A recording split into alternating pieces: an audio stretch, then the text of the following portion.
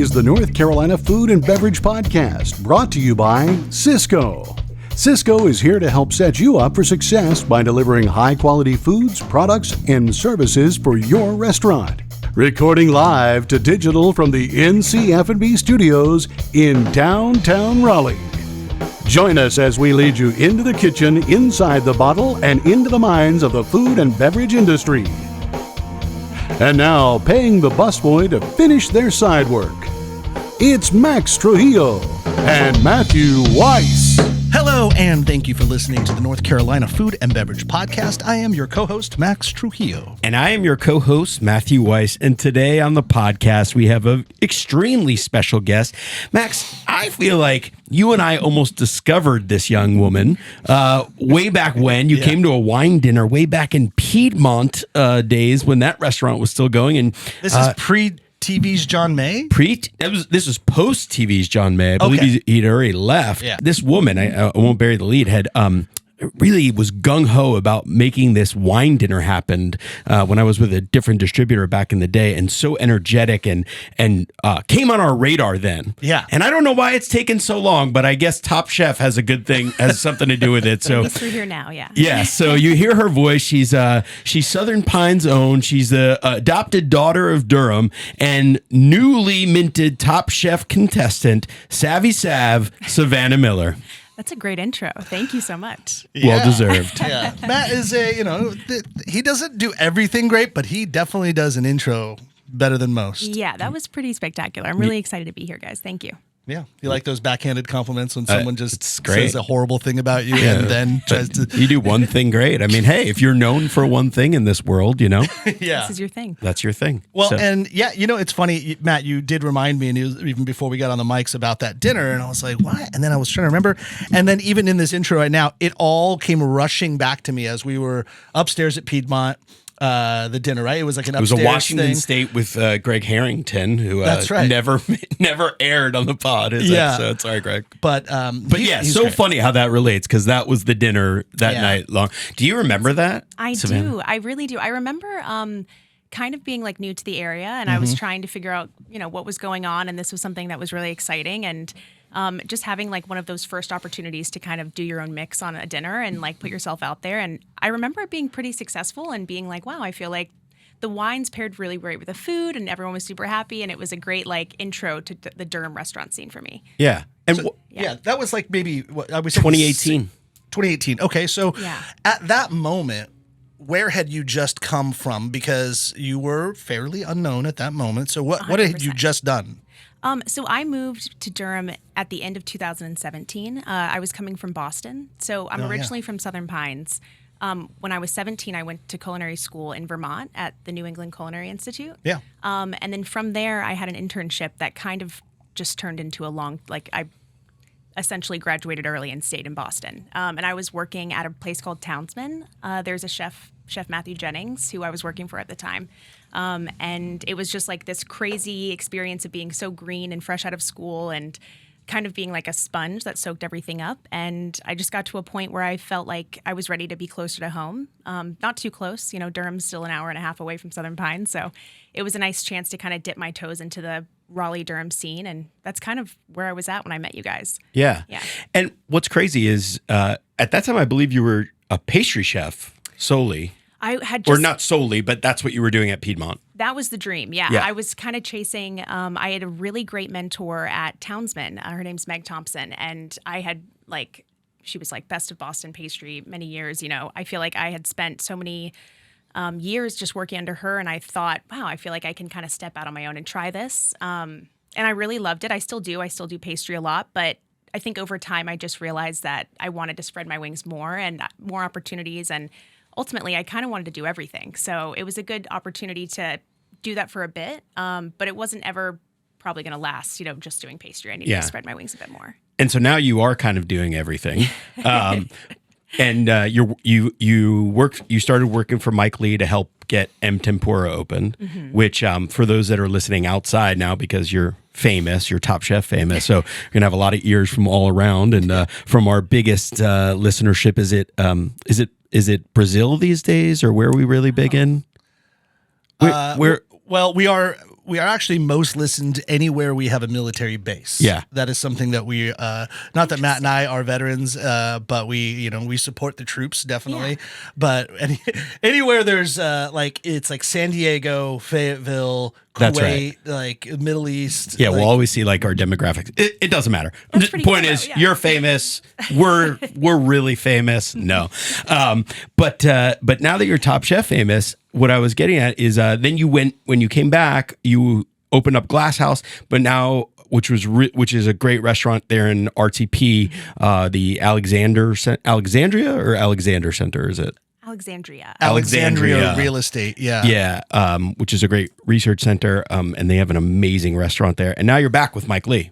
I am. It's kind of been like this really fun full circle moment. I feel really grateful to have so many opportunities to learn from everybody in this area, and opening Glass House was like this crazy experience of getting to do so many things for the first time. And then kind of coming back from this Top Chef experience, I think I was really looking forward to doing something that felt familiar and kind of being able to get back into what I was really loving doing. And honestly, like tempura was just kind of like a sweet spot for me. It feels like home. So yeah, I buried the lead there. Mike Lee is one of our greatest chefs here in the Triangle from Durham. He has the M Restaurant Group, which has M Sushi 2, one in Cary, and the M Test Kitchen, M Tempura, M Pocha, M Coco.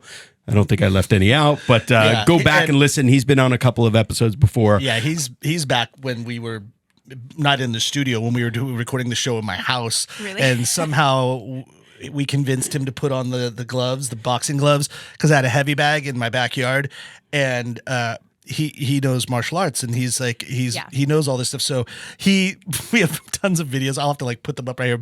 Pictures of Mike Lee punching the bag, and then he got us to like punch each other and be silly. But yeah, it was a good time. Mike is a great dude. I do urge you to go listen to that episode. We have to have him on again because there's so much. But this episode is about Savannah, but I don't know if you know this story, Savannah, but my favorite Mike Lee story is I think maybe I've told this before, but he went to New York City because he loves to go eat at the best restaurants in the world. And he decided somehow he was able to get a stage at 11 Madison Park. And he didn't tell anybody who he was. He didn't like use his chef strings. I think he had like a friend in common and worked there basically in anonymity, and then ended up being on the hotline by the end of the night or something like that. Like they were like, oh, this guy's got chops, and nobody knew who he was. He just worked so well. They were like, do you want to work here? And I feel like he was like, I think I'm a little busy, Yeah. Right. I kind of got something going on, but could you imagine like another chef who owns, 5 successful restaurants just going someplace to stage at this point in his career?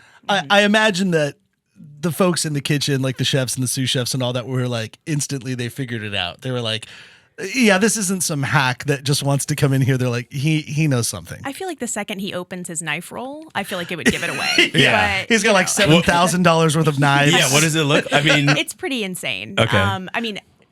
My best knives are gifts from him, so I feel nice. Well, my dad makes some too, so I can't throw him under the rug. My dad makes great knives too, but your dad makes knives. He does. He Give him a shout. What is he? Yeah. Is it professionally? Like he? I think he would like it to be. I'm really like his first kind of, I wouldn't say buyer, but we can give him the NCF and bump. You should. Yeah, shout it out. Yeah, Miller Forge. It's Miller based Forge. out of, Southern Pines. That sounds cool. I love his stuff, but I would say my most, my nicest, my nice knives were all gifts from Mike. So they're, That's cool. Everyone in his restaurants, he really wants to make sure that you have like the best tools. And I feel like if he walked into a kitchen and opened that, I would immediately be like, you are not just some guy up the street. Like, Did he make you buy the knives from him? They were gift. Oh, my dad, my father. No. It's the cultural like idea of gifting a knife. You're not supposed to give someone a knife because. Really? Well, what about it? But what about an employee? Because technically, I mean, they're paying for you, and you give it as a tool. Well, I mean, I gave knives as gifts to my employees all the time, but the idea is that when you give the knife. Ceremoniously, I would put a penny in the box and I would make them return the penny to me, and so that they actually paid for it. Maybe I should do that. Because, when you see him next week, hand Mike a couple of pennies and just be like, these are for your knives, and then they'll be will be square. The superstition. will be The gone. superstition is that when you give somebody a knife, you also sever the relationship. So that's why you don't want to keep. That's terrible. Yeah, it's well, a horrible obviously thing. didn't work, you know. Yeah, you guys are Yeah, you still- came back. Yeah. I owe him some money. That's it. A couple of pennies. It's easy. I didn't know that. All right.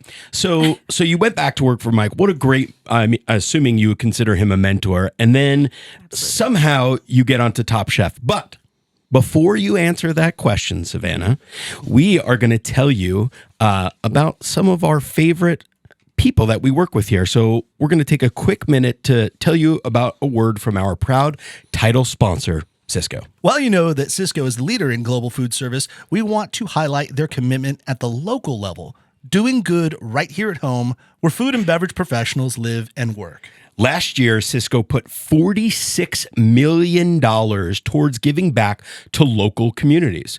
They also donated 16 million meals worldwide and $1 million to the nonprofit Feeding America, helping local families in need. Here, where we are in North Carolina, 1 in 6 children faces hunger. So this is crucial work. Yeah, and Sysco also cares about protecting communities through sustainability, sourcing products responsibly, investing in electric vehicles, supporting more than 11,000 growers in their sustainable agricultural program, leading the way not just in food service, but in local responsibility as well. Visit Sysco.com, that's SYSCO.com, to learn more about Sysco's impact on our local community. Sysco, at the heart of food and service. Something also that's happening local, Savannah, and I know that one time you were actually buying the wine at M. Tempura because I was the one that sold it to you, Yep. and you loved your bubbles. Specifically, you loved Lambrusco. I do. Yeah.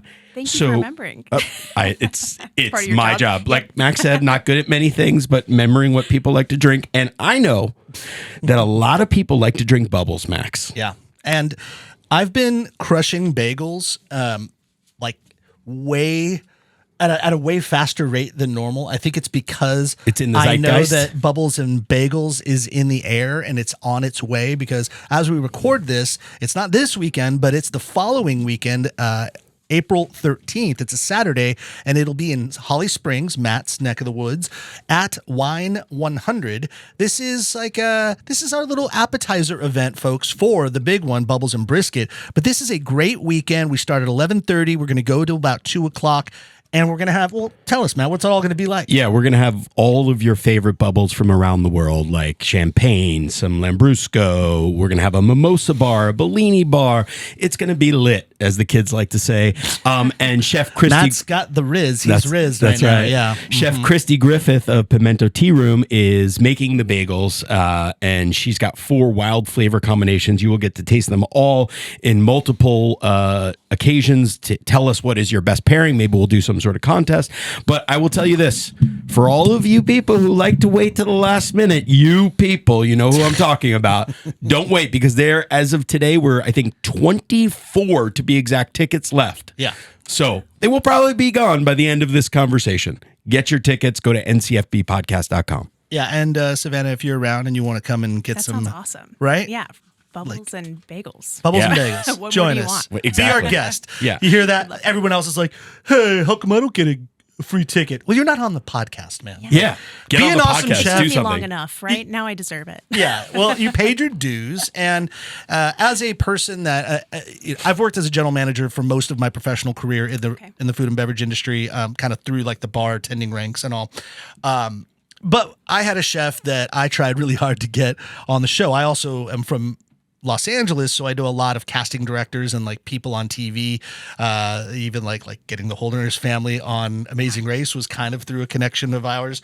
And so I tried my darndest to get my chef back in the day when I was at Midtown Grill on the show, and he did all of the application things. Like he flew to Tennessee, and I asked a friend who had a kitchen out there if he could let Ben cook in the kitchen, and then they had like the producers there, and he did all that process.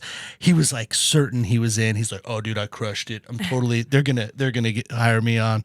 I'm like, "Okay," and then weeks, months went by, and we heard nothing. I'm like, "Hey, Ben, I don't I don't think it's going to happen, man. I think they moved on, and so he didn't get on. But I know we are only, I believe, 2 episodes have been aired at this point, and so obviously, like everyone knows, we can't talk about anything particular that happens as the show goes on, and that's fine because. But we can say though that you're still in, right? Still in. Yeah.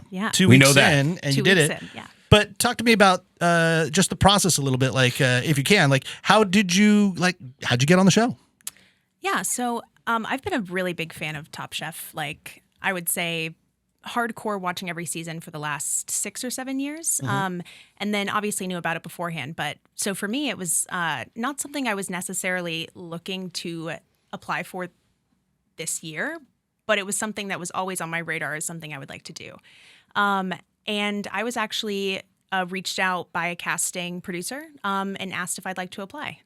So that was like, via Instagram DM. It was pretty casual. I think at first I was a little Skeptical. Yeah. I mean, I think sometimes, those things come through. Maybe it's like other productions, or sometimes it is spam. There's just like we get weird message requests and someone I don't know. And I actually at first kind of did not think it was serious. And it took me a day or two and another message of being like, oh, this is a real person on the other end of this message. And from there, it just went from like a phone call of like, let's just chat on the phone and like see if we, how are you to talk on the phone? Like, can you talk enough about what you're doing? And just getting like a gist of who you are. And, to be honest, I like really hit it off with this person. And I was like, wow, if this is what all the interviews are going to be like, I feel like this is going to be pretty fun. I have really, going into it, no idea how long the audition process is going to last or what it really consists of. But for me, it felt like one thing led to another. And then all of a sudden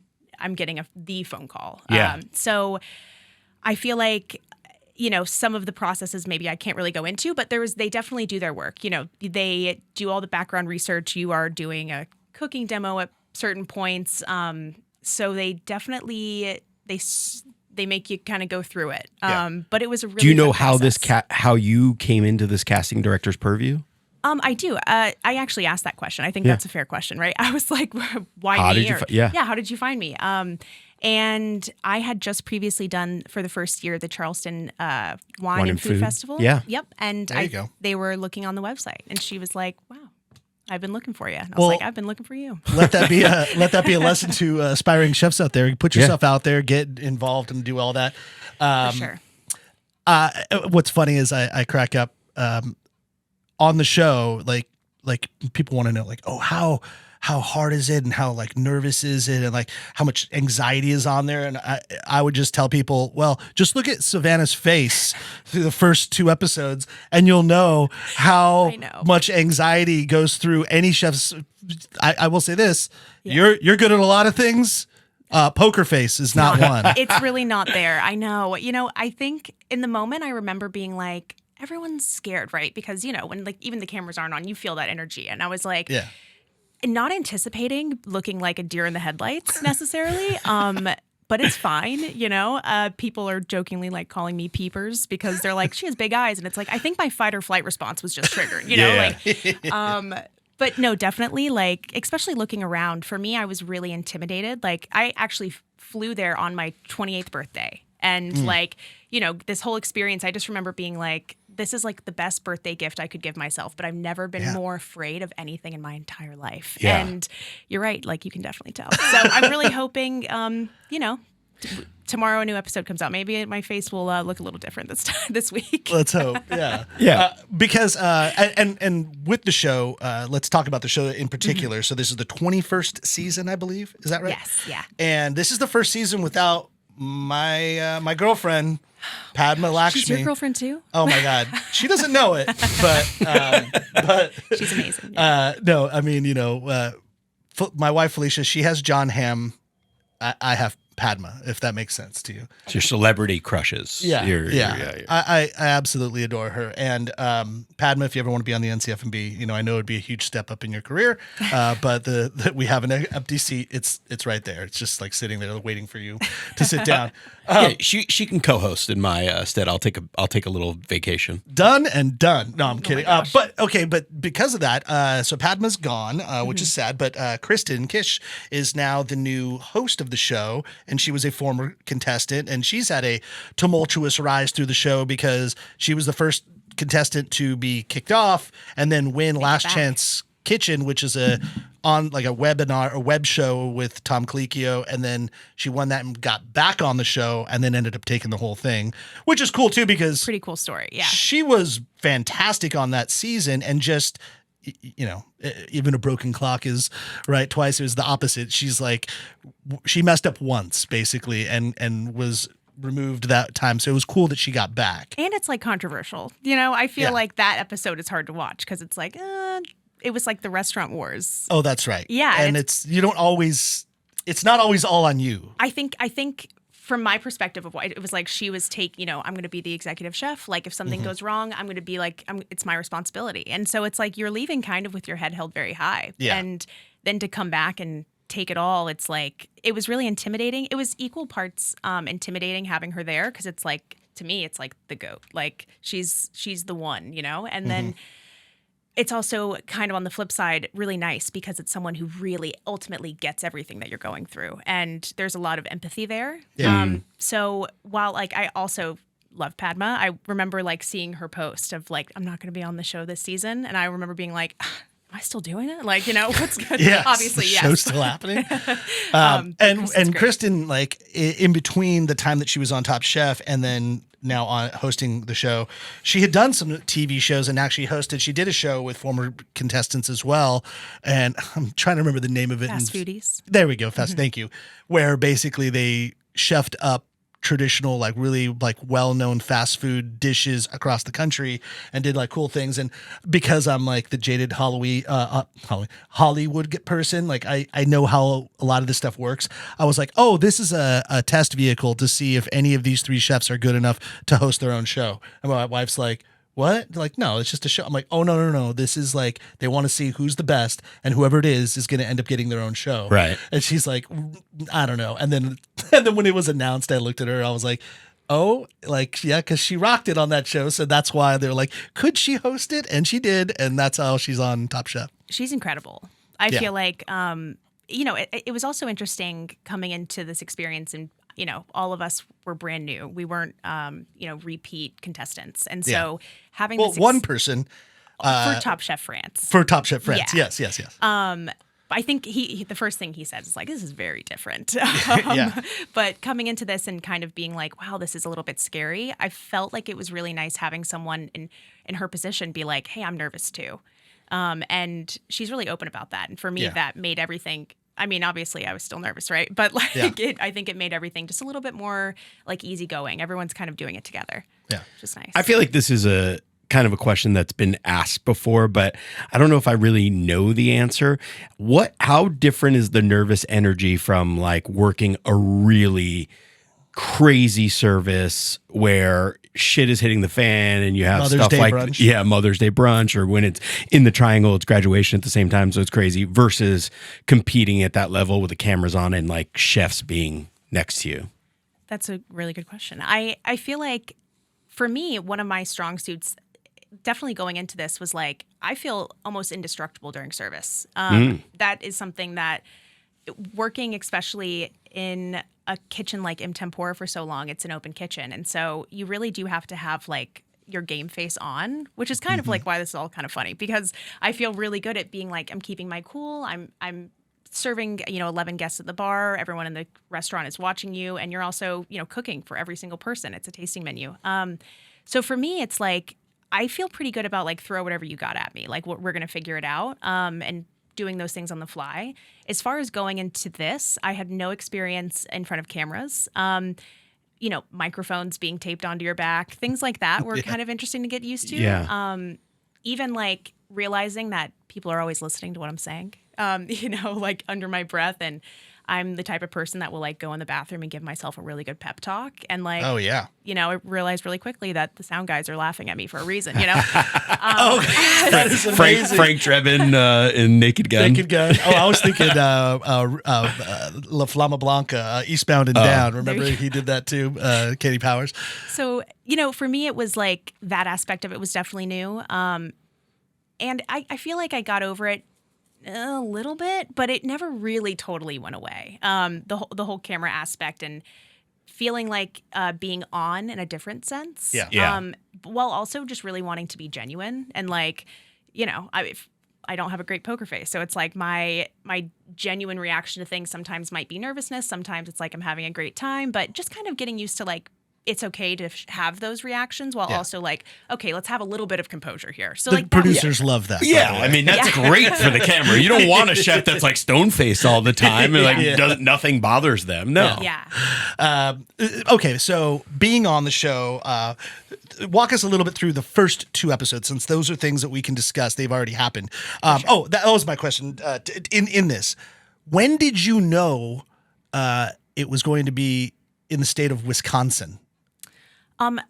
So I believe they made that announcement via like Instagram. And that was like a big thing for them to let, the world know. But that was before. And you still applied. I applied. And it was like no hate on Wisconsin. Well, to be honest, at the time I was kind of like, your mind starts going, right? Like, where could it be? Like, these are the places that they've gone before. Yeah. To be completely honest, there was a part of me that was like, maybe it's North Carolina. Like, seriously, why has it not been? I'm like, and when it does, we'll be right there. You guys need to. We'll show you the way. Okay, I'm Top Chef ignorant. So what is the like?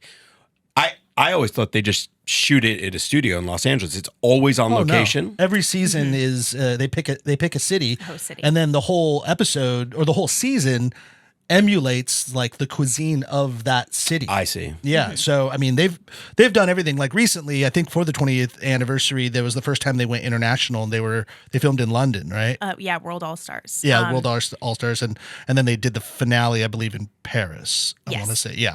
I'm a huge Top Chef devotee, but I mean they've been everywhere. They've been to, you name it, Chicago, New Orleans, Los Angeles, of course, New York. They went to Savannah.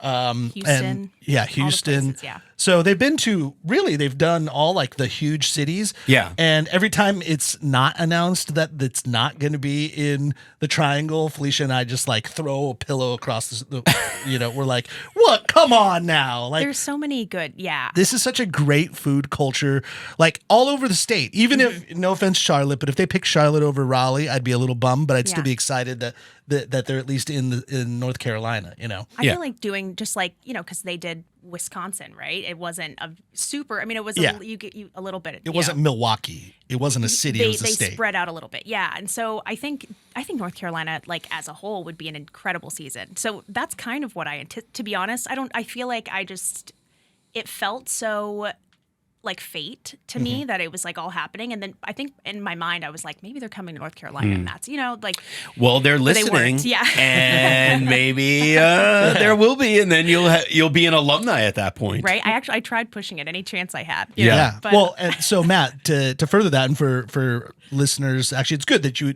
don't watch the show as often, although, the producers they're not going to want you now on this. They'll be like, yeah, let's not have the guy that never watched our show. Or maybe they do, because I'm a new demographic for them. How dare you?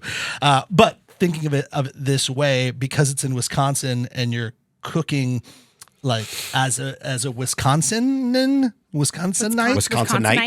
I believe. Sure. Cheesehead. There's a lot of cheese and beer. Like the last episode they did at the Miller Lite. The Miller Caves. The Miller Caves, which was super cool. Yeah. And like the champagne of beers and all of that. Miller High Life. Miller High Life was the first Miller, yeah. And then they did a... Are you saying, is there a relation between Savannah Miller and the Miller Brewing Company? I wish there was. I definitely feel like I tried to take that energy with me a little bit. I remember being like, okay, like let's... pull your shoulders back like you're walking into your like home area, right? Like arena, but no actual connection. Just getting from the very top, like first episode, you walk in, it's a blank slate. You have no idea what's going to be thrown at you. And even in this particular season, so it's a blank slate in the sense of like, the organization of the competition of like how it works, the steps. But that's what I'm wondering, are the auditions when you go, and I don't know how much you can share about that, but I have to imagine they're as pressure cooked as, pun intended, as the actual show. Like, do they set it up as intense? I don't think so. I mean, so for me, I think it's just a lot. They're gathering information about you. Okay. You are doing, you have to show off your skills. You can provide photo, video. There's several different things, right? But you're not necessarily going through anything like that during the audition process, which I think is really interesting. They do a ton of research and they get to know the chefs very well. But, I think for everyone, that first day is kind of like, what's going to happen? Like there's obviously, in my opinion, the caliber of chefs has, I feel like there used to be more like in the beginning, I'm talking like way back, like beginning seasons, there was more like tiers, right? And now I feel like every chef on there is just, has a great pedigree, has a really good background. There's no bad chefs at all. Right. But that's how they started the episode. They said like, who here, like, raise your hand who has a connection to the James Beard Association. And like half of them all raised their hand like, oh yeah, I was a rising star, or I was nominated for my region, or, or I won my region or whatever. So there was a lot of that.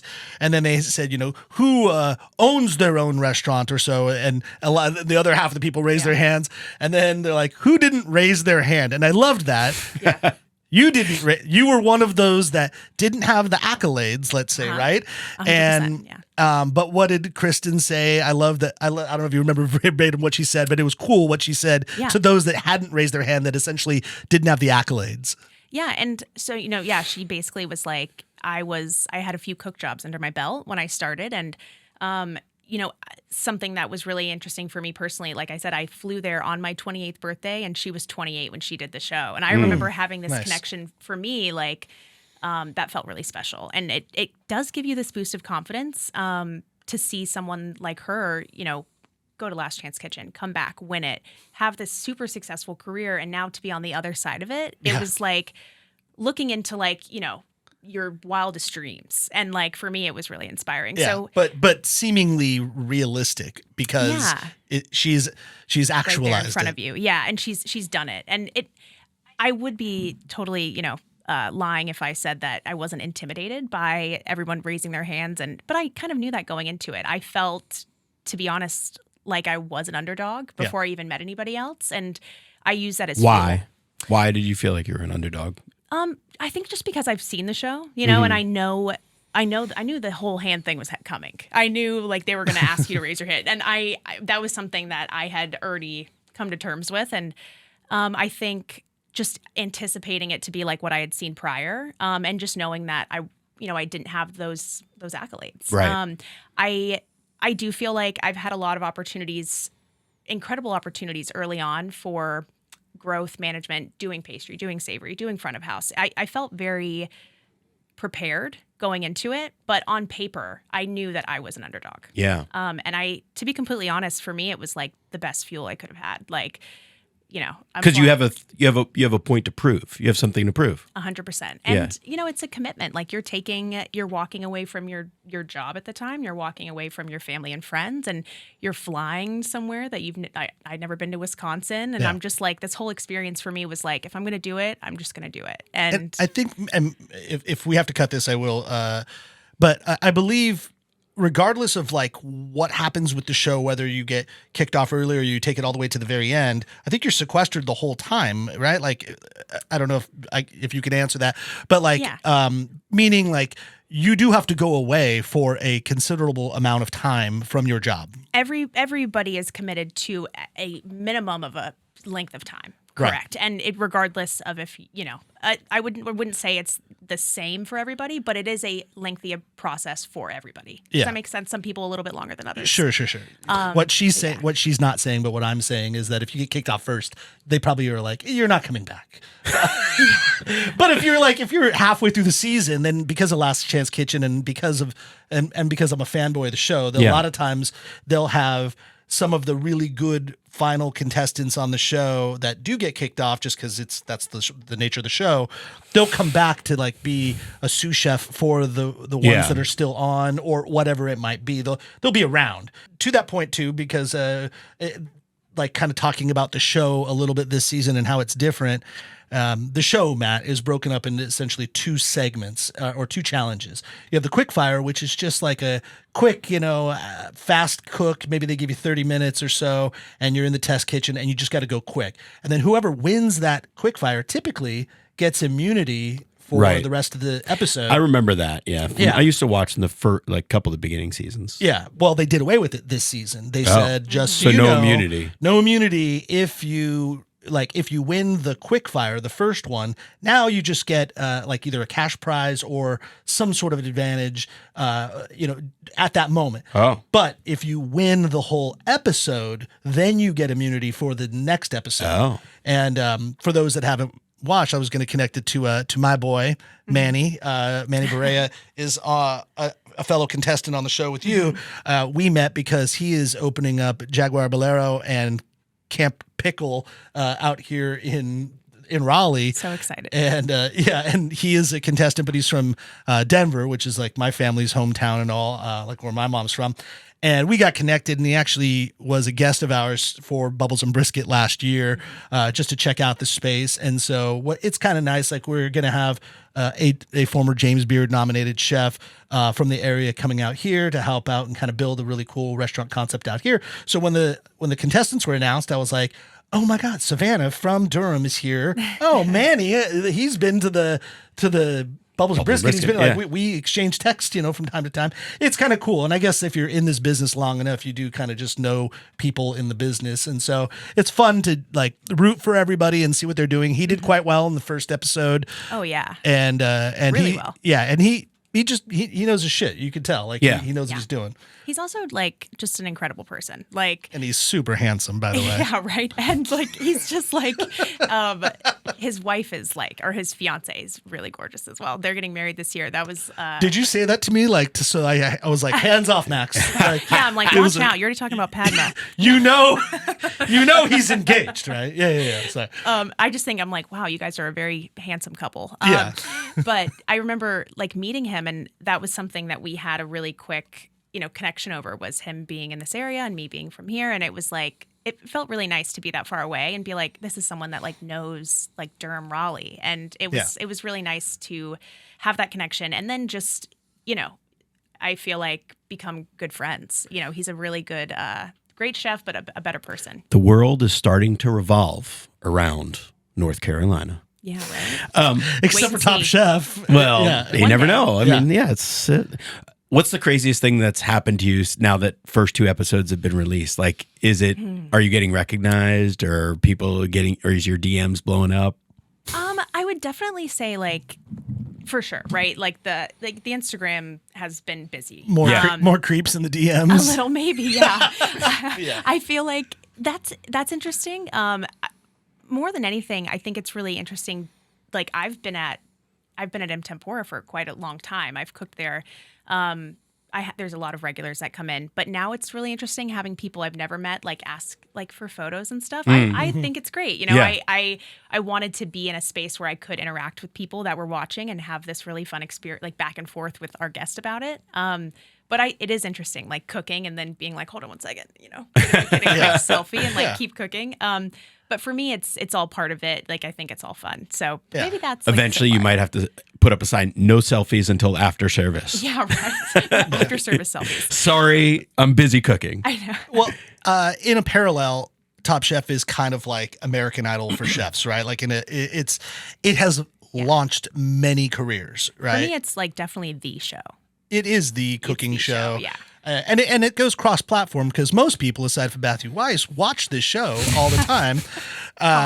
But because of it, regardless of the success, well, I shouldn't say regardless. If you, in theory, because it's just first couple episodes, but like if you took the whole thing, no doubt your name would be tossed around everywhere and everybody would be talking about you once the finale happens. But regardless of that, even if you didn't, it still firmly supplants you like in the zeitgeist right now. Mm-hmm. So opportunity could be there for you to do things. And with that said, do you have thoughts and visions of if opportunity came, like where would you want to take your career? Ooh, I like that question. I've thought about this a lot. I feel like for me, up until this point, I've been in restaurants since I was 16. So the last like 12 years. Yeah. And like I said, I've actually gone all over the place. Like maybe I want to do this, or maybe I want to lean into this. And having this experience and being able to like test myself against some of the most talented chefs in the country, I also gained a lot of confidence and like feeling like really leaning into, having my own business. I feel like it's a little bit bigger than just a restaurant. My partner is a farmer, so he farms full time. Yeah, it works out really well. And so I think the ultimate goal for me would be, I'm not exactly sure where, but to have like, I love the idea of like event planning, restaurant, like the whole gambit is provided. And I think our ultimate goal is to have a piece of land where we grow everything. There's a commissary kitchen there. We do events and we sell vegetables, and it's kind of like this all-encompassing business. Yeah, you cook off the land. Yeah, like the whole, like that's the dream, right? I know that's probably like a few years away, maybe, at least. So I think in the interim, I'm really interested in, I'll be honest, like I really did enjoy like the TV aspect of what we were doing and learning about like the production. And there's so much hard work that like it takes an army. I really had no idea about how many people are working to make this production happen. And I really enjoyed. There's a lot of people that are standing around doing nothing, though. Let's be honest. Or like watching the screen, like, oh, look at her. How are you getting paid? Oh, this is how we're just racking up a crazy budget for a production company. There's a lot. You got to have the gaffer, Yeah. Oh, there's that guy, and then there's like the gaffer's assistant. You're right. Like, what are you doing except for what is it? Sucking up our air. The everyone's favorite credit on a movie, best boy. The best boy. The best boy. Yeah. Well, what the hell does the best boy do? The best boy is like the lead grip hand, I think. Well, that's the key grip. The key grip is the top. You know what? I don't even know what the best boy does. So, yeah, we'll have to fact check that. Yeah, I'm like, what's the best boy? But yeah, next time you're on a set, ask where the best boy is, and then ask them what they do. Done. I will. Because at this day and age, it could be a best girl. Yeah, I wonder if they have a Foley artist for Top Chef. Like Foley is the people that do the sounds in the background. So like when they're cooking something, it doesn't really sound like that. Like the sizzle, the frying. It's like there's somebody that's actually doing it in the studio. I can almost guarantee they probably do. Yeah. Yeah. Right. Let's take a quick break to drink some delicious coffee from Carborough Coffee Roasters up there in Carborough, North Carolina. And we have Lane Mitchell on the line. Lane, how are you doing? I'm doing really well. How are y'all doing today? Couldn't be better. Yeah, beautiful spring morning, right? Yeah. Lots of pollen. Yes, exactly. Yeah, it's a good additive for coffee. I sprinkled a little bit in my coffee this morning. What are we drinking in this beautiful green season? Yes, I pulled today one of my favorite farmer producers, Annabella Menezes, and she has 5 farms in the Asuntenango Valley region of Guatemala. She's a master agronomist, and so what she loves to do is to take coffees and process them in ways that really bring out some very unique flavors. This is one of my favorite ones I'm drinking these days is her Red Typica. Red Typica is one of the oldest coffee varietals that we know of in the world. What she does is something really unique. She soaks it twice, and that brings out a lot of the really dark fruit in this, a lot of the dark chocolate, dark caramel, fruit, plums. Whenever I drink it, I taste some kind of a purple grape and that kind of feeling of a velvety texture in my mouth, which is really quite interesting. I think Red Typica is one of those coffees that's a coffee lover's coffee. It's the grandmother of all coffee varietals that we know of. It's delicious. What do you think, Savannah? It's so good. I typically will put a little cream in my coffee, but this is like perfect black. There you go. Silky.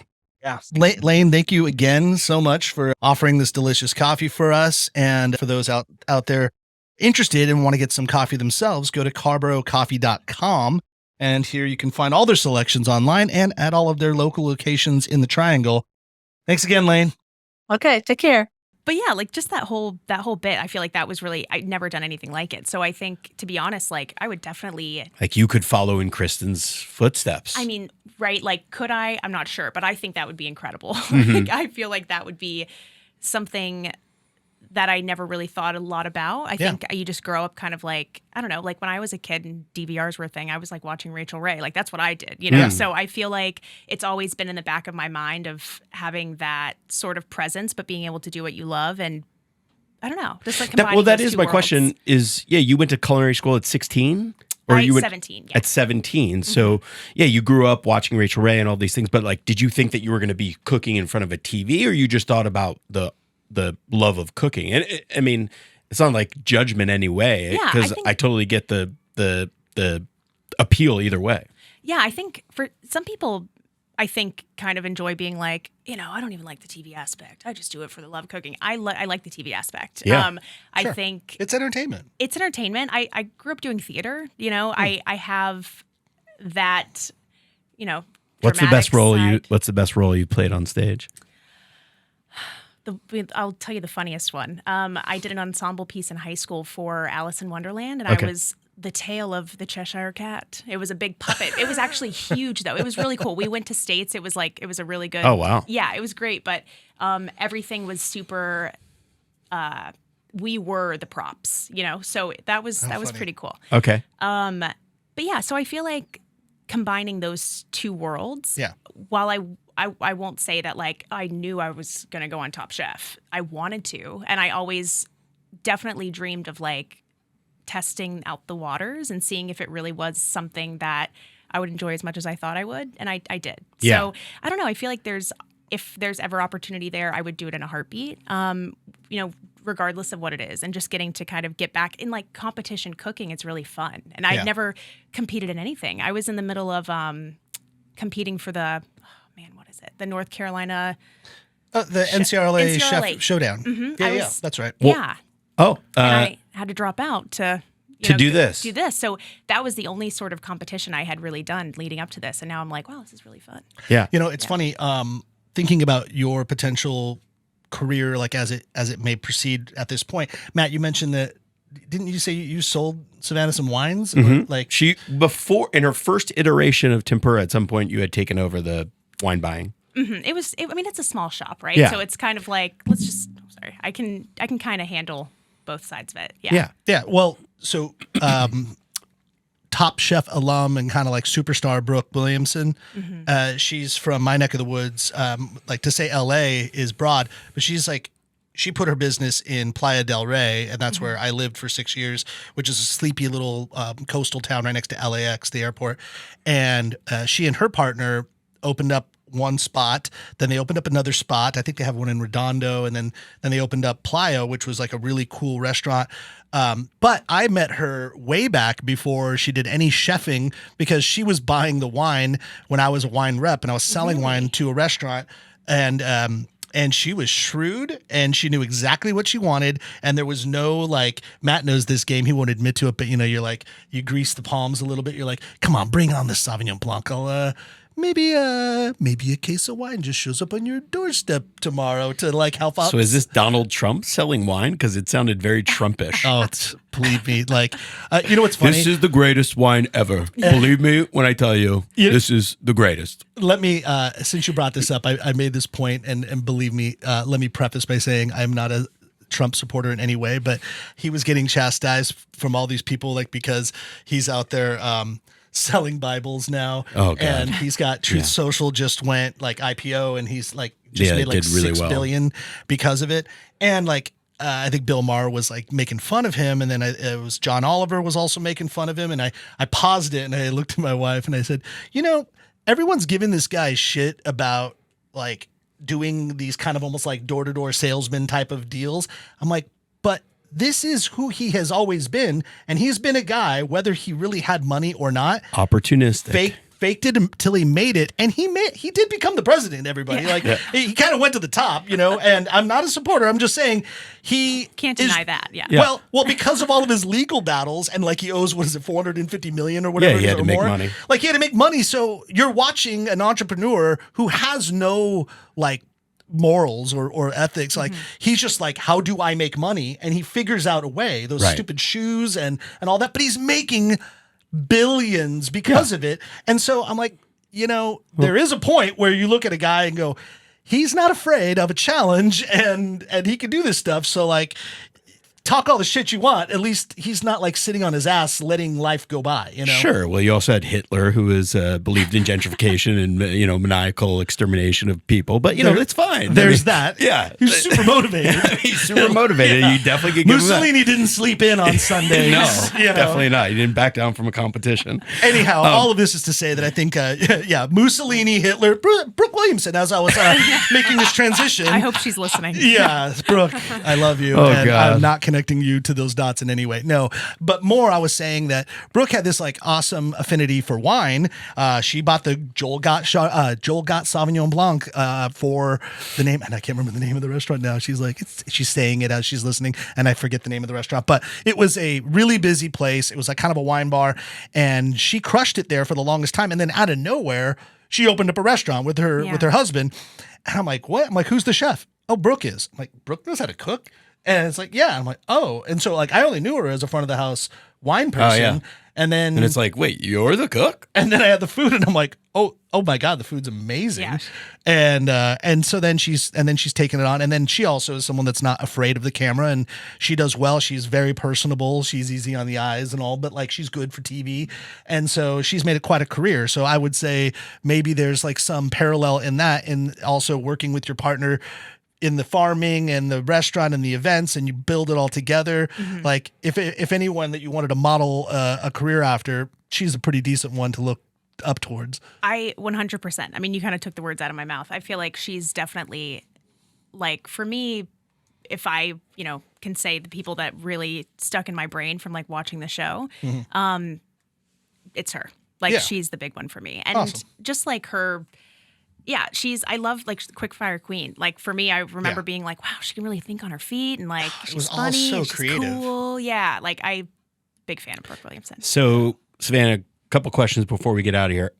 Now that you have done this, do you have to get like an agent and a PR people? I know some of the NBC people have they connected this to give their blessing, but like, do you have your own personal representation now? I don't. If you guys know anyone, I'm on the lookout. Honestly, I feel like I'm really grateful that the team behind Top Chef, they want everyone to look great, and they put a lot of time and money into it. So I'm really grateful for all of the connections that they've helped, and even just like being here today. So that's fantastic. Yeah. I'll say this, and not like I've never watched the show, but there's a lot of people that have come and gone on Top Chef, and they have been celebrities during that moment, but capture it now.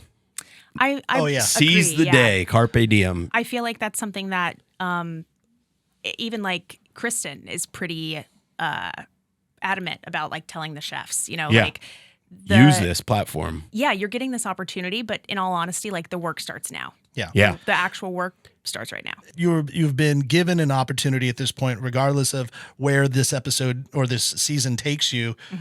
So now your time is nigh. I know. It's great. It's like springtime and all this is happening. It just feels like a really wonderful time, to be completely honest. Yeah. That's my last question is, actually I have two more. Okay.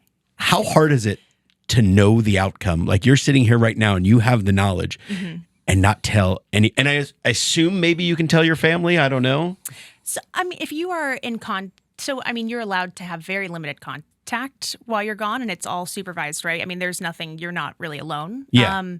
And so obviously those people, even to like have a photo of my partner in the show, he has to sign something, sure. right? So I would say there's a very small group of people who I'm just like my parents, right? Like my partner, things like that. Who are allowed to know the outcome. Because at this point, they were basically a part of the process with me. Okay. Right.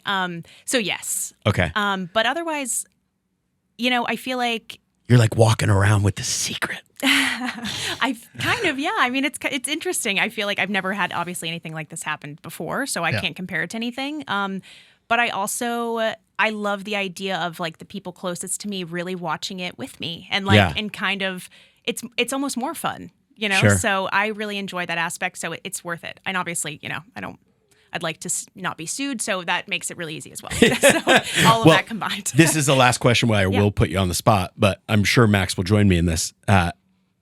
We have some spots open for Bubbles and Brisket on June 8th, and it would be amazing if you tried your hand at brisket. Oh my gosh, that's terrifying. But also, yeah, I would love to do that. Yeah. It was funny. We were gonna email Mike Lee last week. That was like the whole idea. Was like, let's get Mike Lee on because he's a friend of the show. He's been on there. He's a good guy. But maybe you can make him hit your sous chef. And wouldn't that be fun? Yes. Honestly, Let's do that. He's like one of the most humble people I've ever met. Like, totally, he would be a sous chef in this if I scenario. asked him, yeah, like, would you? He'd be like, heck yeah, like I'll bring the whiskey. You Yeah. know, like, Can you smoke a brisket? I never have, but why not? You Like, could know figure what I mean? out. I feel like after this experience, I'm kind of like, give me a few days. Yeah. Like, let me figure it out. Nowadays, I feel like there's so much information, at everyone's disposal. Like, you just need to like really want to try, and that you can figure it out. Yeah. So I feel don't like know. you'd figure it out and be a really great take on brisket, probably different than anything else we I need had to there. like call Michelle from the show, the pitmaster. Oh yeah, that's great. She did Be all like, this. give me some tips. Yeah. Well, or bring her out here. Bring her out here as your sous chef. She's incredible. Yeah. well, thank you for your time. We Absolutely. appreciate it. We are going to be watching every night. It comes out on Wednesdays. Is that right? Yeah, Wednesday nights, 9 p.m. our time, Eastern Standard Time on Bravo. And you Bravo. can also stream it on Peacock. That's right. Thank you. My last quick question: out of the three hosts, I guess between Kristen, Tom Colicchio, and Gail Simmons, who were you most intimidated by? Ooh. Tom. Yeah. Tom for me. Yeah. I would say like the things I love about Tom as a viewer were the things that were obviously the most intimidating. Like Yeah. Oh yeah. holds no punches, but also like sometimes does, and you really don't know what he's thinking. You know what I mean? Like Yeah. really hard to crack. His look, like that look he'll give you, says everything, and then you feel so insecure at that moment. Yeah, and I'm a person who like fills the space. I'm like, oh, I'll keep talking. You're not Yeah. saying, Yeah, it's you the know? worst with him. And yeah. I had to realize really quick, like, oh, just shut up. Just take in the moment. Just Breathe. take in the moment. He's just a person. I tried to. My biggest thing was, they're all just kids. That's something I told myself a lot. Like, imagine them as their younger selves, like they're just children. And that I don't know. That made it easier for me. I was like, we're just people. We're just like doing this together. Not like I love that. I'm so afraid of you. So Yeah. I it made love it that. a little It's easier, yeah. it's grounding. Well, thank you, and thank you for representing our area, so that maybe someday Top Chef comes to the Triangle. Raleigh's a good spot. Durham's a good spot. Chapel Yeah. Hill's a good spot. Cary's a good spot.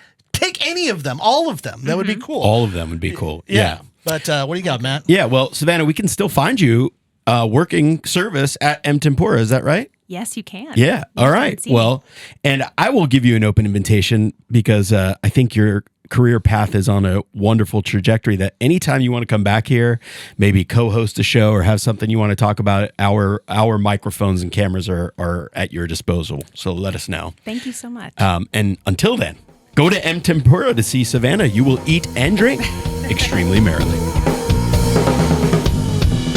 Thanks for listening to the NC-F&B podcast. And if you've stuck with us this long, review us on iTunes, and remember, 5 stars are encouraged.